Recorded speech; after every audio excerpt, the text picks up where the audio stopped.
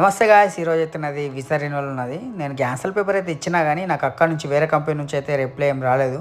కాబట్టి మళ్ళీ దీంట్లోనే విజా చేసుకోవడం అయితే జరిగింది. మీరు ఎప్పుడైనా గమనించాలా, మనం విజా చేసుకున్న టైంలో అయినా లేకపోతే మనం కొత్తగా వచ్చినప్పుడు మనం ముందర ఇట్లాంటి పేపర్లు పెడతారు. అంటే ఇలా అయితే తక్కువ ఉన్నాయి, కానీ ఇప్పుడు సప్లై కంపెనీలు అయితే దీనికన్నా డబుల్ పేపర్స్ ఉంటాయి. ఇలా మనకి ఏం రూల్స్ ఉంటాయంటే, నువ్వు కంపెనీకి వచ్చిన తర్వాత కంపెనీ నుంచి నువ్వు వెళ్ళిపోయినావు అనుకో, కంపెనీ మీద ఏం డిపెండ్ అయినా ఉండదు అన్నట్టు. ఒకవేళ పోలీసులు వచ్చి పర్సన్ గురించి ఎంక్వైరీ చేసినా కానీ డైరెక్ట్ వాళ్ళ ముందట ఈ పేపర్లు పెట్టేస్తారు. అన్ని పేపర్ల మీద ఆ పర్సన్ అనేది సైన్ చేసి మాకేం సంబంధం లేదు. ఒకవేళ మంచి కంపెనీ అయింది అనుకో, నీ గురించి ఆలోచించి ఏదైనా యాక్షన్ తీసుకొని మాత్రం నేనైతే పంపిస్తుంది. కానీ ఒకవేళ మంచి కంపెనీ కాకపోతే మాత్రం చేతులు ఎత్తేస్తాను. దాని గురించి ఇంకొక ఫుల్ వీడియో అయితే అప్లోడ్ చేస్తా, మీకు అర్థమయ్యేటట్టు. ఎవరైనా కొత్తగా దేశం వస్తే మాత్రం ఎలా ఉంటుంది ప్రాసెస్, ఏం కథ. వచ్చిన కొత్తలనే కొంతమంది చెప్పిన మాటలు విని కంపెనీ నుంచి అయితే వెళ్ళిపోతున్నారు. వెళ్ళిపోయిన తర్వాత ఎలా ఉంటుంది అనేది మాత్రం ఒక వీడియో అయితే చేస్తా. అయితే మొత్తం ప్రాసెస్ అయిపోయిన తర్వాత బ్లడ్ తీసుకుని అయితే నేనైతే బయటకైతే పంపించేసిన ఉండే. సో సింపుల్, నాదైతే విజా రెన్యువల్ కాబట్టి పేపర్ వీసా చెక్ చేసుకుని అయితే చెకింగ్ చేసుకొని బ్లడ్ తీసుకుని అయితే డైరెక్ట్ అయితే పంపించారు. ఇంతలోనే